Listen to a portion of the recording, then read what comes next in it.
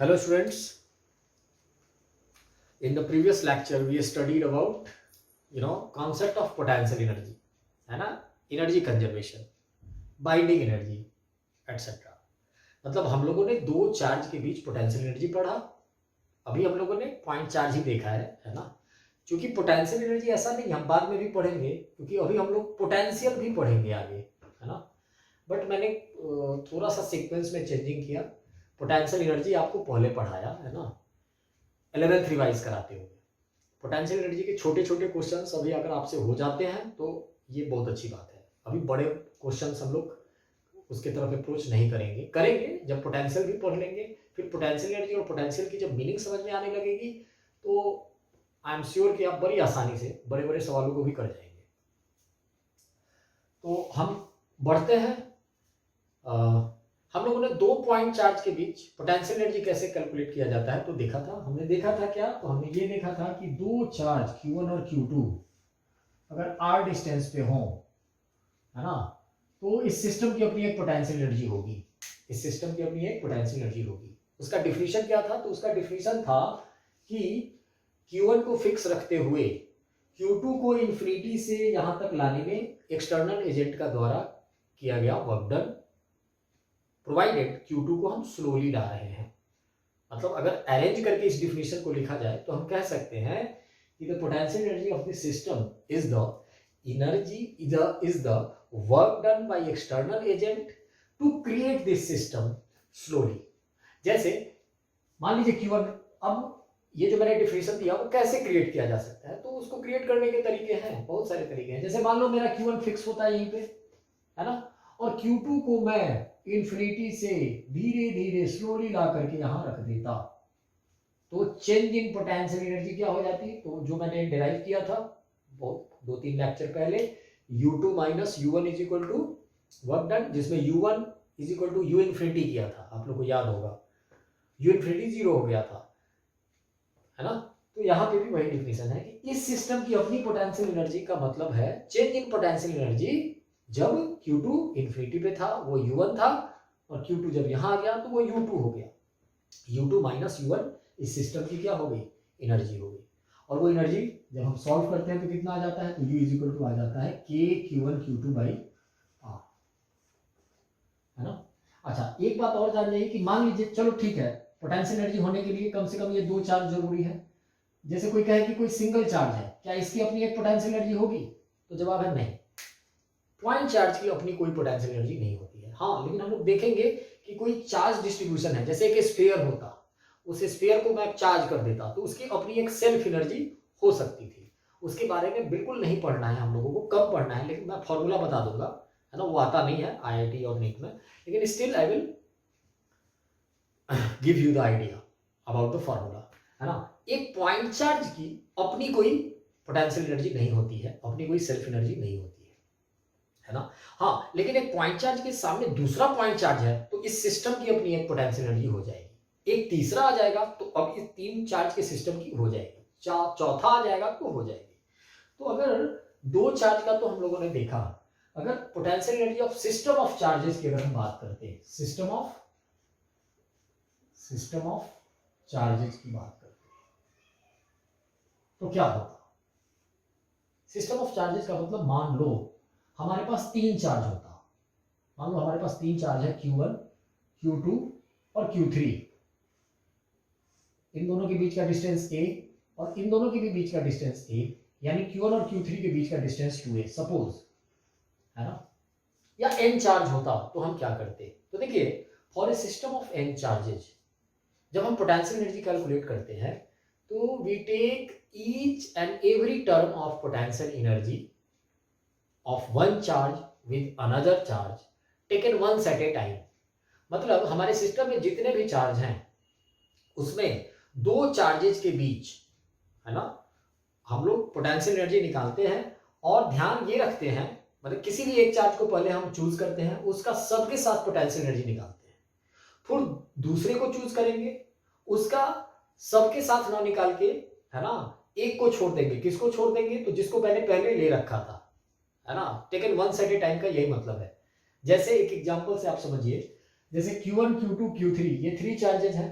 अब मुझे इस सिस्टम की पोटेंशियल एनर्जी निकालनी है, तो सबसे पहले क्या होगा, तो मान लो Q1 को उठाया मैंने पहले, तो Q1 का Q2 के साथ पोटेंशियल एनर्जी हो जाएगा, Q1 का Q2 के साथ एक पोटेंशियल एनर्जी हो जाएगा, Q1 का Q3 के साथ एक पोटेंशियल एनर्जी हो जाएगा। Q1 का काम तमाम। अब मैं Q2 को उठाऊंगा, अब Q2 को Q1 के साथ पोटेंशियल एनर्जी लेने की जरूरत नहीं है, क्योंकि Q1 और Q2 का मैंने ये देखो ले चुका है, हम लोग ले चुके हैं।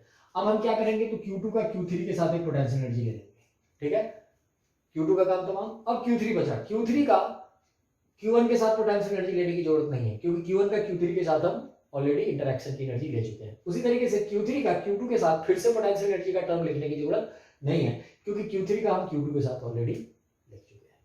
यानी अगर मैं इसको 1 नाम दे दूं, इसको 2 नाम दे दूं, इसको 3 नाम दे दूं, तो ये क्या हो जाएगा, U12 plus U13 plus U23। 1 2 में 2 1 भी अंडरस्टूड है। जब हमने U12 लिख दिया ना, तो U21 लिखने की जरूरत नहीं है। जब हमने U13 लिख दिया ना, तो U31 लिखने की जरूरत नहीं है। उसी तरीके से जब मैं U23 लिख दिया, तो U32 लिखने की अब जरूरत नहीं है। तो 3 चार्जेज हैं, तो पोटेंशियल एनर्जी कैसे लिखेंगे, तो U12 मतलब 1 और 2 के बीच की पोटेंशियल एनर्जी कितनी हो जाएगी, यहाँ ये हो जाएगा KQ1Q2 by A, KQ1Q2 by A। U12 का काम तमाम।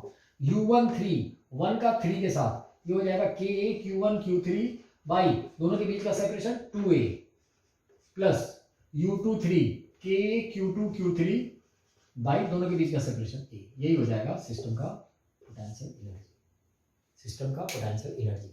या तो यही सिस्टम की पोटेंशियल एनर्जी है, ऐसे कहो तो, या इसका डेफिनेशन ये भी है कि इस सिस्टम को क्रिएट करने में एक्सटर्नल एजेंट द्वारा वर्क डन, यही है।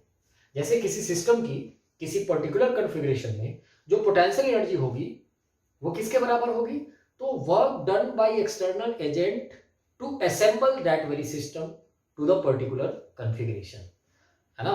किसी पर्टिकुलर कॉन्फ़िगरेशन में सिस्टम ऑफ चार्जेस की पोटेंशियल एनर्जी जो होती है वो एक्सटर्नल एजेंट के द्वारा उस सिस्टम को असेंबल करने में वर्क डन के बराबर होती है, ऐसे बोलो तो। या हम ये भी जानते हैं कि जो work done by external agent होता है वो negative of work done by electrostatic force भी होता है, तो उसको भी बोल सकते हैं। यानी किसी सिस्टम की पोटेंशियल एनर्जी किसी कॉन्फ़िगरेशन में, है ना, negative of work done by electrostatic force होती है उस सिस्टम को असेंबल करने में, ये भी ठीक है। या positive of work done by external agent होती है उस सिस्टम को असेंबल करने में, दोनों बातें इक्वली ट्रू है कि नहीं। जैसे कोई कहेगा कि इस Q1 Q2 को असेंबल करने में एक्सटर्नल एजेंट को कितना वर्क डन किया गया होगा, ने कितना वर्क डन किया होगा, तो इसकी पोटेंशियल एनर्जी के बराबर किया होगा, K Q1 Q2 by R answer. फिर दूसरा क्वेश्चन, इस सिस्टम को असेंबल करने में इलेक्ट्रोस्टैटिक फोर्स ने कितना वर्क डन किया होगा, तो minus of K Q1 Q2 by R, क्योंकि negative of work done by agent. उसी तरीके से इस सिस्टम को, इस 3 चार्ज के सिस्टम को एक जगह लाके रखने में, असेंबल करने में एक्सटर्नल एजेंट ने कितना वर्क डन किया होगा, तो K Q1 Q2 by A plus K Q1 Q3 by 2A plus K Q2 Q3 by A। और इसी सिस्टम को असेंबल करने में इलेक्ट्रोस्टैटिक फोर्स ने कितना वर्क डन किया होगा, तो माइनस लगा देंगे पीछे, क्या लगा देंगे, माइनस लगा देंगे, ठीक है ना। तो ऐसे क्वेश्चंस आपसे पूछे जा सकते हैं।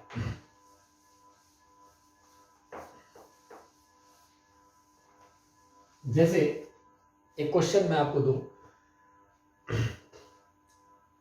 What is the work done by external agent to create a system of 3 charges, 3 identical plus q charges at vertices of a equilateral triangle of side A,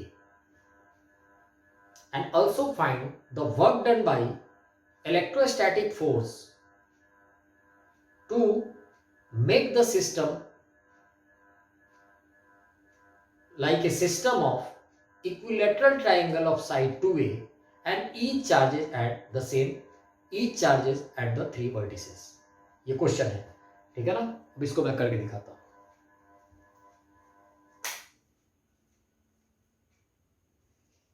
मतलब एक सिस्टम है जिसमें सबसे पहला पार्ट क्या था कि एक सिस्टम है, हमें क्रिएट करना है। कैसा सिस्टम, तो ये हमारा एक सिस्टम है,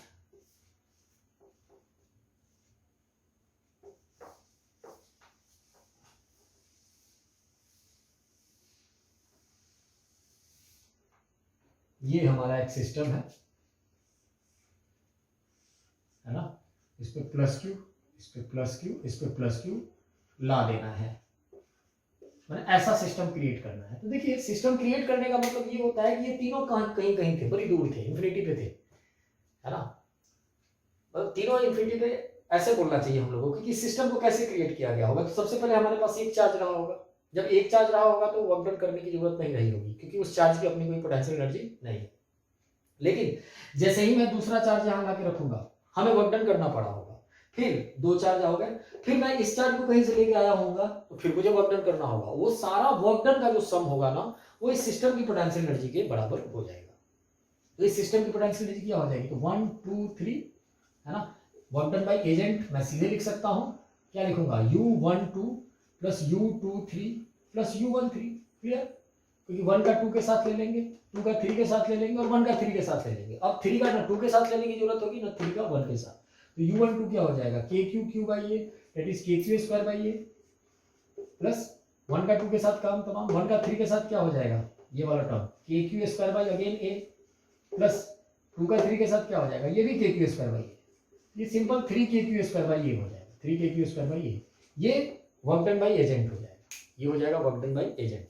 अच्छा, इस कॉन्फ़िगरेशन को मैं कॉन्फ़िगरेशन 1 कहता हूं।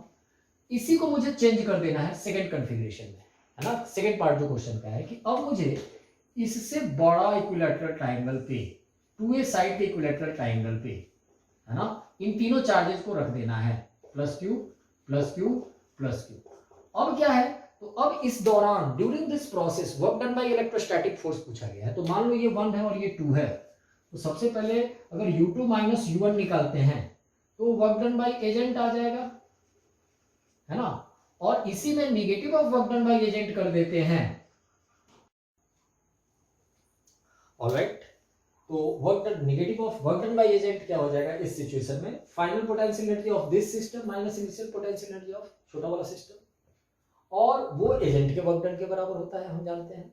और negative of work done by agent जो होता है वो इलेक्ट्रोस्टैटिक फोर्स के वर्क डन के बराबर होता है। तो क्वेश्चन कहता है कि ए से 2a साइड का इक्विलैटरल ट्रायंगल करने में इलेक्ट्रोस्टैटिक फोर्स का वर्क डन क्या होगा, यानी U2 माइनस U1 का नेगेटिव, क्योंकि work done by agent U2 minus U1, और इलेक्ट्रोस्टैटिक फोर्स का work done negative of work done by agent, यानी minus of U2 minus U1 मुझे कैलकुलेट करना पड़ेगा। यानी मैं कहूं तो U1 माइनस U2 मुझे कैलकुलेट करना पड़ेगा, U1 माइनस U2 मुझे कैलकुलेट करना पड़ेगा। और U1 इस सिस्टम की पोटेंशियल एनर्जी हमारे पास है 3KQ स्क्वायर बाई ए, यही ना एनर्जी थी पहले इसकी। और अब क्या हो जाएगी, तो अब इसकी एनर्जी हो जाएगी 3KQ स्क्वायर बाई 2a। जिस तरीके से ए साइड में था तो 3KQ स्क्वायर बाई ए आया, 3 टर्म आए थे, एक इसके साथ एक इसके साथ, इसका काम तमाम, इसका इसके साथ खत्म, क्योंकि थर्ड का तो इन दोनों के साथ नहीं लिया। तो ये U2 था अपने आप में। तो हम लोगों को क्या निकालना है, U1 minus U2, U1 minus U2 that is 3KQ square by A minus 3KQ square by 2, और इसी को सॉल्व कर लेंगे, हमारा work done by electrostatic force आ जाएगा। वर्क डन बाय, अगर ए साइड के इक्विलैटरल ट्रायंगल से 2a साइड का इक्विलैटरल ट्रायंगल करना होता और इस दौरान मेरे से पूछता कोई वर्क डन बाय एजेंट, तो मैं सिंपल U2 माइनस U1 कर देता। तो वर्क डन बाय एजेंट यहाँ पे देख सकते हैं नेगेटिव आ जाता, क्योंकि U2 कम है U1 ज्यादा है, 3 4 पॉजिटिव है और तीनों जब काफी नजदीक है तो पोटेंशियल एनर्जी ज्यादा होगी, वही 3 4 जब दूर चले जाएंगे तो पोटेंशियल एनर्जी कम हो जाएगी। तो final potential energy minus initial potential energy क्या होगी, नेगेटिव आ जाएगी, है ना। यानी यहाँ पे work done by electrostatic force क्या हो जाएगा, पॉजिटिव आ जाएगा। तो work done by agent positive कब आता है, ये भी आपको पता है। Work done by agent positive तब आता है जब पोटेंशियल एनर्जी बढ़ रही हो, सिस्टम की पोटेंशियल एनर्जी बढ़ रही हो। अच्छा, जब work done by agent positive होता है तो समझ जाना कि work done by electrostatic force negative हो रहा है, क्योंकि दोनों में साइन का अपोजिट रिलेशनशिप है।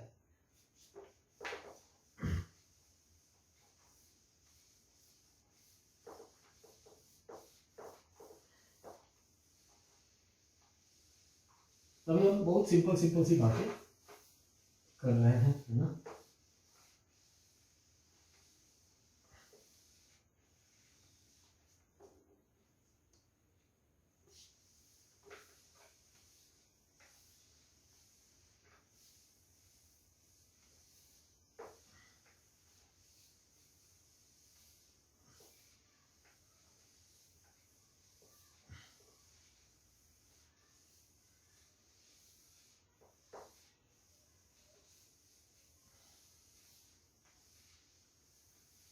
ओके, एक और क्वेश्चन करते हैं हम लोग।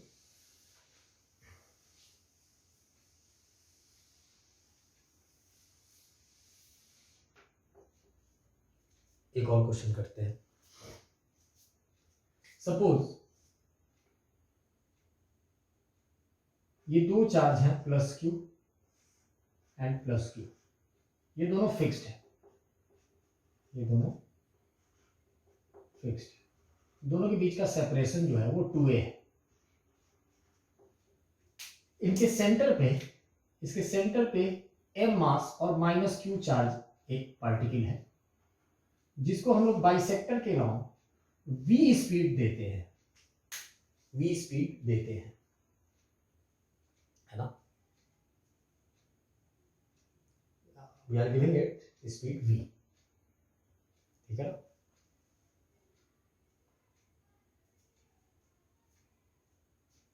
क्वेश्चन है कि at what distance from the centre O, at what distance from the centre O the small charge will come to rest for the first time. मतलब सेंटर से कितनी दूरी पे जाने के बाद पहली दफा ये रेस्ट में आएगा, पहली दफा किस में आएगा, रेस्ट में आएगा, पहली दफा। अब बात आती है कि इस क्वेश्चन को समझिए। सबसे पहले ये समझिए कि ये रेस्ट में क्यों आएगा, है ना। कोई हमसे पूछ सकता है कि सर जी ये रेस्ट में क्यों आएगा, तो जवाब है हाँ बिल्कुल आएगा। कारण क्योंकि जब आप मान लीजिए आपने इसको थ्रो किया, एक इंस्टेंट होगा, ये यहाँ कहीं होगा, माइनस क्यू चार्ज है ये। अब इस माइनस क्यू चार्ज पे कौन कौन सा फोर्स लग रहा होगा, तो माइनस क्यू चार्ज पे ये प्लस क्यू अट्रैक्टिव फोर्स इधर लगा रहा होगा, ये प्लस क्यू अट्रैक्टिव फोर्स इधर लगा रहा होगा, दोनों का रिजल्टेंट किधर होगा, नीचे की तरफ होगा। यानी इसकी स्पीड किसी इंस्टेंट पे मान लो कुछ स्पीड होगी v डैश, स्पीड तो ऊपर की तरफ होगी, लेकिन फोर्स किधर लग रहा होगा, नीचे की तरफ लग रहा होगा। नेट फोर्स इलेक्ट्रोस्टैटिक नीचे की तरफ लग रहा होगा, इन दोनों फोर्सेस का रिजल्टेंट। तो इस परपेंडिकुलर बाइसेक्टर पे ये नेगेटिव चार्ज कहीं भी रहे, इसकी स्पीड और इस पे लगने वाला नेट फोर्स एक दूसरे के क्या है, अपोजिट है। यानी ये जो नेगेटिव चार्ज है छोटा वाला, इसका मोशन रिटार्डेड होगा। रिटार्डेड होने का मतलब इसकी स्पीड घटती जाएगी, और घटते घटते घटते घटते एक समय आएगा कि वो क्या हो जाएगी, जीरो हो जाएगी। स्पीड घटते घटते रिटार्ड करेंगे आप, फिर वहां जीरो होने के बाद फिर वहां से वो यू टर्न लेगा। कारण क्योंकि ये दोनों अट्रैक्ट करना तो कंटिन्यू रखेंगे, तो अट्रैक्ट करते करते करते करते फिर यहाँ लाएंगे उसे, फिर यहाँ पे आने के बाद उसके पास एक स्पीड आ गई होगी, फिर वो नीचे की तरफ जाएगा। फिर जब नीचे जाएगा ना, जब इस लाइन पे चलने लगेगा ना, तो फिर ये माइनस क्यू किस इंस्टेंट पे यहाँ होगा, इसकी स्पीड v डैश कुछ इधर होगी।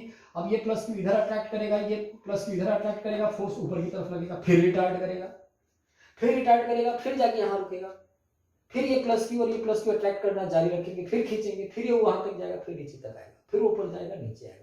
यानी ये मोशन है ना, ऑक्सीलेटरी मोशन हो जाएगा इसका। अगर हम लोग देखें तो मोशन विल बी ऑक्सीलेटरी। अच्छा, पहली बात। दूसरी बात, अगर हम लोग एक चीज और देखें कि अब इतना ज्यादा नहीं सोचना है, ऑक्सीलेटरी मोशन तो होगा, लेकिन हम लोगों को ये बताना है कि ये पहली दफा कहां जाके रुकेगा। तो देखो, इस क्वेश्चन को करने के लिए अगर हम काइनेमैटिक्स का सहारा लें तो ये बहुत टाइम कंज्यूमिंग क्वेश्चन हो जाएगा। इस चैप्टर की क्या खासियत है वही मैं आपको समझाना चाह रहा हूँ। यहाँ पे एक चीज हम लोग देख सकते हैं क्या, कि जब ये दोनों तो फिक्स है, ये बड़े वाले चार्ज दोनों फिक्स है, ये स्मॉल चार्ज क्या है, मूव कर रहा है। तो जब ये मूव करेगा तो वर्क डन कौन करेगा, तो ये जब चार्ज मूव करेगा तो इस पे वर्क डन इलेक्ट्रोस्टैटिक फोर्स ही करेंगे, कोई दूसरा फोर्स का यहाँ जिक्र ही नहीं है ना। इलेक्ट्रोस्टैटिक फोर्स कैसा फोर्स है, तो कंजर्वेटिव फोर्स है। तो हम जानते हैं कि जब कभी भी किसी सिस्टम में खाली कंजर्वेटिव फोर्स वर्क डन करता हो तो सिस्टम की मैकेनिकल एनर्जी क्या रहती है, कंजर्व रहती है। तो मान लो ये जा करके यहाँ से r डिस्टेंस पे यहाँ जा करके इसकी स्पीड जीरो हो जाती है, माइनस क्यू की स्पीड क्या हो जाती है, जीरो हो जाती है। कितनी डिस्टेंस जा करके, r डिस्टेंस जा करके। तो इस कॉन्फ़िगरेशन की एनर्जी और इस कॉन्फ़िगरेशन की एनर्जी, मतलब जब तीनों चार्ज एक लाइन पे थे और जब ये दोनों चार्ज तो यही है और बीच वाला यहाँ पहुंच गया है, उस कॉन्फ़िगरेशन की जो एनर्जी है वो दोनों क्या होनी चाहिए, सेम होनी चाहिए। तो मान लो इस वाले कॉन्फ़िगरेशन को, समझना मेरी बात को, इस कॉन्फ़िगरेशन को मैं 1 और इस कॉन्फ़िगरेशन को मैं 2 कह रहा हूं, तो mechanical energy at 1 is equal to mechanical energy at 2 लिखूंगा मैं। Mechanical energy at 1 is equal to mechanical energy at 2 लिखूंगा। मैकेनिकल एनर्जी एट 1 का मतलब u1 plus k1 is equal to u2 plus k2 लिखूंगा, u2 प्लस k2 लिखूंगा। u1 कितना है, तो सबसे पहले इस सिस्टम में कितनी पोटेंशियल एनर्जी है जरा देखिए, जब तीनों चार्ज एक लाइन पे थे, है ना। तो मान लो इस अगर u1 सबसे पहले मैं लिखूंगा तो u1 लिखूंगा, इस प्लस क्यू का इस माइनस क्यू के साथ पहले एनर्जी लिख देता हूं, तो ये क्या हो जाएगा k q into minus Q, by दोनों के बीच का सेपरेशन कितना है a, इस प्लस क्यू का इस माइनस क्यू के साथ काम तमाम, इस प्लस क्यू का इस प्लस क्यू के साथ लिखता हूं, तो ये हो जाएगा k q into Q by दोनों के बीच का सेपरेशन 2a, ठीक है ना, इस क्यू का इस क्यू के साथ काम तमाम। अब इस माइनस क्यू को उठाते हैं, बीच वाले को, माइनस क्यू का इस प्लस क्यू के साथ अब लिखने की जरूरत नहीं है क्योंकि इसको लिख दिया है हमने, u12 लिख दिया है, तो u21 लिखने की जरूरत नहीं है। अब इस माइनस क्यू को इस प्लस क्यू के साथ लिखते हैं, तो plus k minus Q into plus Q by दोनों के बीच का सेपरेशन a। अब मुझे थर्ड चार्ज को किसी के साथ लिखने की जरूरत नहीं है क्योंकि 1 का 3 के साथ हो चुका है और 2 का भी 3 के साथ हो चुका है। इस सिस्टम की पोटेंशियल एनर्जी आ गई, सिस्टम की पोटेंशियल एनर्जी आ गई, प्लस काइनेटिक एनर्जी कितनी है, तो काइनेटिक एनर्जी अभी किसमें है, तो ये दोनों में तो है नहीं, फिक्स है, केवल बीच वाले में है, कितनी है, तो half m v square, half m, and that is equal to u2। अब चलो u2 का मतलब जब यही चार्ज r डिस्टेंस पे जाके मान लिया अपने मन से रुक गया होगा, क्योंकि रुकना पड़ेगा, अभी हमने प्रूफ किया है क्योंकि रिटार्ड कर रहा है, मान लो r डिस्टेंस पे जाके अगर ये रुक गया होगा तो इस सिस्टम की अपनी पोटेंशियल एनर्जी सबसे पहले क्या होगी, तो इस सिस्टम की पोटेंशियल एनर्जी हो जाएगी, अब इन दोनों के बीच, अब चलो मैं इसे 1 इसे 2 इसे 3 बोलो, तो 1 और 2 के बीच की potential energy k q by 2a, इन दोनों की हो गई, इसकी कितनी हो जाएगी, तो इसकी हो जाएगी k q minus Q by k by k into minus Q by, इन दोनों के बीच का सेपरेशन ये कितना हो जाएगा, तो देखो ये r है ये a है, ये कितना हो जाएगा under root r square plus a square, ठीक है ना। तो इसका हो गया, फर्स्ट का सेकंड के साथ हो गया, फर्स्ट का थर्ड के साथ हो गया, अब सेकंड को उठाओ, अब क्या हो जाएगा, तो k q into minus Q by इन दोनों के बीच की दूरी कितनी हो जाएगी, r square plus a square का अंडर रूट, यानी under root r square plus a square. अब सेकंड का थर्ड के साथ हो गया, अब 3 को 1 और 2 के साथ लेने की जरूरत नहीं है क्योंकि इसका इसके साथ भी हो चुका है ये वाला टर्म और इसका इसके साथ भी हो चुका है ये वाला टर्म, इन दोनों का तो है। अब प्लस k2 काइनेटिक एनर्जी अभी कितनी है सिस्टम की, तो 0, क्योंकि ये दोनों तो फिक्स ही हैं और ये भी यहाँ आकर के किस में आ गया होगा, रेस्ट में आ गया होगा। अब इसी को मुझे सॉल्व करना है, तो देखिए यहाँ जब आप सॉल्व करेंगे ना तो ये k बाई 2a कैंसिल हो जाएगा, है ना। अब इसे हम सॉल्व कर लेंगे, तो ये बनेगा half m v square, LHS की बात करें तो half m v square k और माइनस आ जाएगा minus 2k by a, and that is equal to ये क्या आ जाएगा, तो ये आ जाएगा minus k minus 2k by under root r square plus a square, क्योंकि ये भी और ये दोनों सेम ही है तो मैंने 2 मल्टीप्लाई कर दिया और नेगेटिव लगा, ये माइनस इधर जाकर प्लस हो जाएगा, तो half m v square is equal to 2k by a minus 2k by root over r square plus a square. And now we can solve this, इसे सॉल्व करके हम v ला सकते हैं कि कितनी स्पीड दी जाए कि वो r डिस्टेंस पे जाके रुक जाए, या r निकाल सकते हैं, ऑलराइट।